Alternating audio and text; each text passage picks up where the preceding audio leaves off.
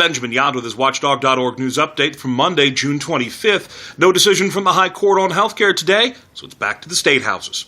We've all heard about the pension problem for the states, but that's just one of the crippling costs hiding in the tall grass. Pennsylvania Independent wrote over the weekend about that state's $17 billion health care debt. Pennsylvania and other states have been promising free or nearly free health care for retired state workers for years, but the states have not been saving the money to pay for those promises. The Pew Center on the States says for every dollar in costs, states on average have saved just 5 cents.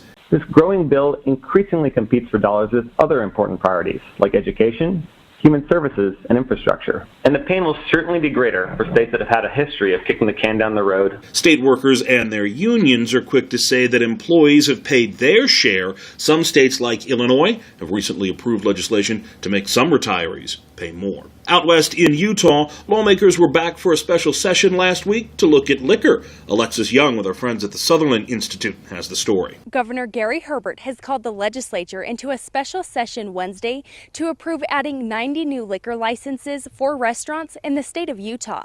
The bill for the special session does 5 things. The first thing that it does is it does increase the number of alcohol licenses for restaurants by 90 restaurant licenses. That'll be 50 full service and 40 limited service.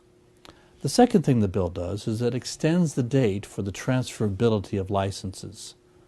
The third thing that it does is it adds additional enforcement in the Department of Public Safety.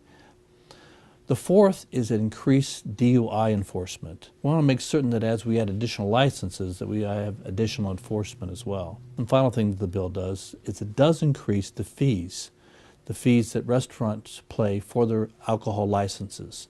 Representative Jack Draxler expressed concern about increasing access to alcohol. Many of my constituents and all of our constituents feel that there are consequences to alcohol consumption, many of which can be negative. And I think it's important for us to step back now and evaluate the purpose of our alcohol policy. The purpose of our alcohol policy cannot just be to attract restaurants to the state. There is a lot more to it than that. Our historic policy has been good.